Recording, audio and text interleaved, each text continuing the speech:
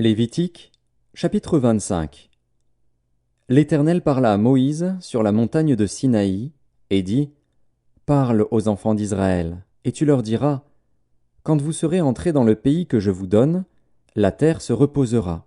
Ce sera un sabbat en l'honneur de l'Éternel. Pendant 6 années tu ensemenceras ton champ, pendant 6 années tu tailleras ta vigne, et tu en recueilleras le produit.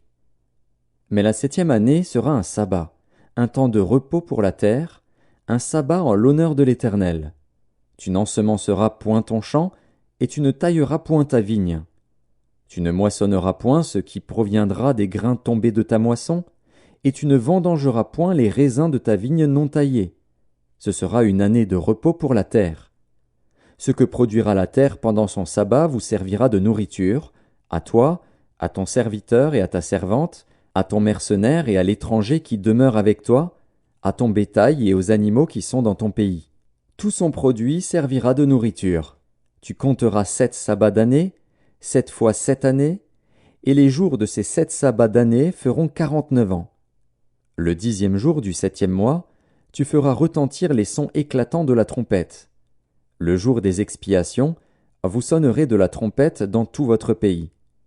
Et vous sanctifierez la 50e année, vous publierez la liberté dans le pays pour tous ses habitants. Ce sera pour vous le jubilé.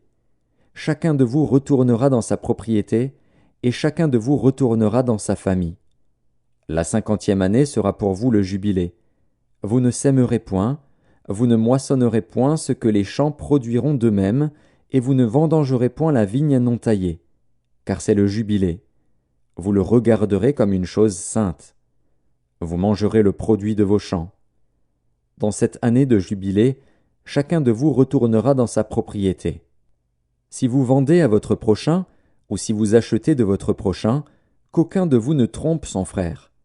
Tu achèteras de ton prochain en comptant les années depuis le jubilé, et il te vendra en comptant les années de rapport. Plus il y aura d'années, plus tu élèveras le prix, et moins il y aura d'années, plus tu le réduiras, car c'est le nombre des récoltes qu'il te vend. Aucun de vous ne trompera son prochain, et tu craindras ton Dieu, car je suis l'Éternel, votre Dieu. Mettez mes lois en pratique, observez mes ordonnances et mettez-les en pratique, et vous habiterez en sécurité dans le pays. Le pays donnera ses fruits, vous mangerez à satiété, et vous y habiterez en sécurité. Si vous dites : Que mangerons-nous la 7e année, puisque nous ne sèmerons point et ne ferons point nos récoltes ? Je vous accorderai ma bénédiction la 6e année, et elle donnera des produits pour 3 ans. Vous sèmerez la 8e année, et vous mangerez de l'ancienne récolte. Jusqu'à la 9e année, jusqu'à la nouvelle récolte, vous mangerez de l'ancienne. Les terres ne se vendront point à perpétuité, car le pays est à moi, car vous êtes chez moi comme étrangers et comme habitants. Dans tout le pays dont vous aurez la possession, vous établirez le droit de rachat pour les terres. Si ton frère devient pauvre et vend une portion de sa propriété, celui qui a le droit de rachat, son plus proche parent, viendra et rachètera ce qu'a vendu son frère. Si un homme n'a personne qui ait le droit de rachat et qu'il se procure lui-même de quoi faire son rachat, il comptera les années depuis la vente, restituera le surplus à l'acquéreur et retournera dans sa propriété. S'il ne trouve pas de quoi lui faire cette restitution, ce qu'il a vendu restera entre les mains de l'acquéreur jusqu'à l'année du jubilé. Au jubilé, il retournera dans sa propriété et l'acquéreur en sortira. Si un homme vend une maison d'habitation dans une ville entourée de murs, il aura le droit de rachat jusqu'à l'accomplissement d'une année depuis la vente. Son droit de rachat durera 1 an. Mais si cette maison située dans une ville entourée de murs n'est pas rachetée avant l'accomplissement d'une année entière, elle restera à perpétuité à l'acquéreur et à ses descendants. Il n'en sortira point au jubilé. Les maisons des villages non entourés de murs seront considérées comme des fonds de terre. Elles pourront être rachetées, et l'acquéreur en sortira au jubilé. Quant aux villes des Lévites et aux maisons qu'ils y posséderont, les Lévites auront droit perpétuel de rachat. Celui qui achètera des Lévites une maison sortira au jubilé de la maison vendue et de la ville où il la possédait, car les maisons des villes des Lévites sont leur propriété au milieu des enfants d'Israël. Les champs situés autour des villes des Lévites ne pourront point se vendre, car ils en ont à perpétuité la possession. Si ton frère devient pauvre, et que sa main fléchisse près de toi, tu le soutiendras. Tu feras de même pour celui qui est étranger et qui demeure dans le pays, afin qu'il vive avec toi. Tu ne tireras de lui ni intérêt ni usure, tu craindras ton Dieu, et ton frère vivra avec toi. Tu ne lui prêteras point ton argent à intérêt, et tu ne lui prêteras point tes vivres à usure. Je suis l'Éternel, ton Dieu, qui vous ai fait sortir du pays d'Égypte, pour vous donner le pays de Canaan, pour être votre Dieu.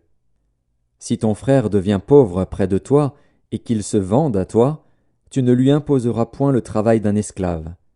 Il sera chez toi comme un mercenaire, comme celui qui y demeure. Il sera à ton service jusqu'à l'année du jubilé. Il sortira alors de chez toi, lui et ses enfants avec lui, et il retournera dans sa famille, dans la propriété de ses pères. Car ce sont mes serviteurs, que j'ai fait sortir du pays d'Égypte. Ils ne seront point vendus comme on vend des esclaves. Tu ne domineras point sur lui avec dureté, et tu craindras ton Dieu. C'est des nations qui vous entourent que tu prendras ton esclave et ta servante qui t'appartiendront, c'est d'elles que vous achèterez l'esclave et la servante. Vous pourrez aussi en acheter des enfants des étrangers qui demeureront chez toi, et de leurs familles qu'ils engendreront dans votre pays, et ils seront votre propriété. Vous les laisserez en héritage à vos enfants après vous, comme une propriété, vous les garderez comme esclaves à perpétuité. Mais à l'égard de vos frères, les enfants d'Israël, aucun de vous ne dominera avec dureté sur son frère.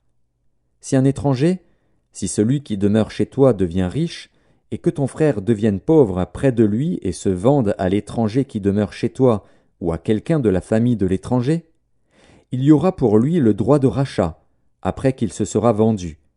Un de ses frères pourra le racheter. Son oncle, ou le fils de son oncle, ou l'un de ses proches parents, pourra le racheter. Ou bien, s'il en a les ressources, il se rachètera lui-même.